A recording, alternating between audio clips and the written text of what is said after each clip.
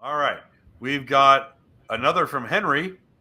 Henry writes, you, meaning me, Greg and Okay. Billy should do a Top Gear like video at Mudbug. That would be hilarious. And Greg, did you hear about Yamaha exiting the snowmobile industry? Well, we reported on the Watercraft Journal that they had pulled out very early in last year. They had pulled out of snowmobiles.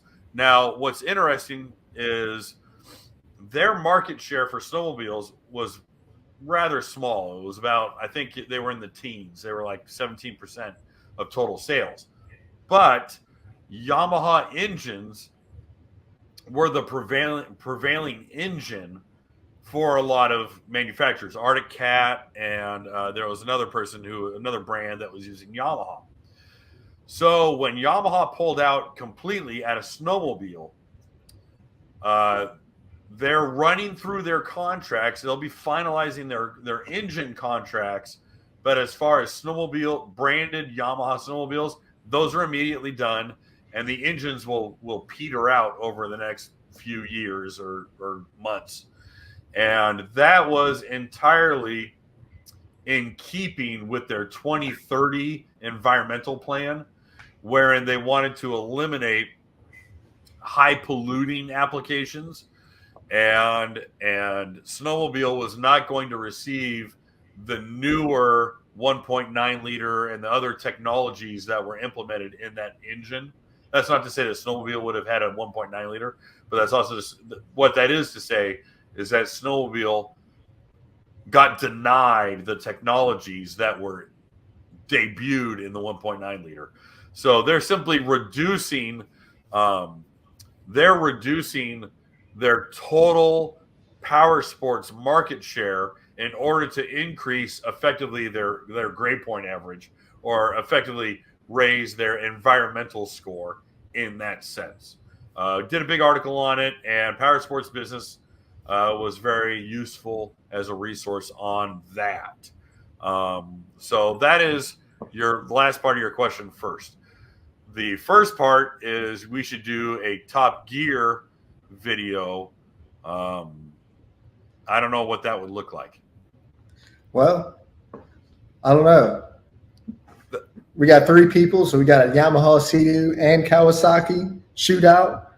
Yeah. Maybe instead of going just features, I don't know, do a little racing with them, whatever. I don't know. I think it's a cool idea. Jeremy Clarkson. Yeah. I hate Jeremy Clarkson. I don't think it's a bad idea. I mean, it's content. Figure something out. But don't they always do like a big explosive stunt or some stupid thing? See, the Top Gear I watched, it was the American version in around the 2010 era, right? Yeah.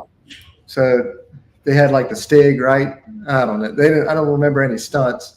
Maybe they always had the Stig, and he was the faceless racer to go out and do a lap time.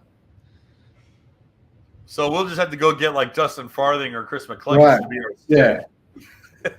Someone come show us what a real athlete on the water looks like. Yeah, set up some buoys and go, okay, how did this do on the course? And, sit there and take a lap time. And but that means we have to have a static course that never changes, and then we're able to put that lap time down. Oh, geez. The coordination to do something like that. So, like you mentioned, of course, it's not changing. Water is a dynamic environment. It's always changing. So it'd be tough, but I'm sure we could do it. We'll see. Yep. Maybe you'll see at the end of this year when Kevin comes for Follow My Bug. Yeah. Hey, guys. Thanks for hanging out. This clip was taken from our weekly podcast that we record here every Sunday night at 8 p.m. Eastern Standard Time. If you want to watch the whole video, you can go to the Watercraft Journal's YouTube channel, go to playlists, and then click on live sessions. You're going to see it there. Otherwise, go ahead and leave a like, a comment, and definitely subscribe to the channel. It helps us grow. And again, thanks again for watching our videos, and we hope to see you soon.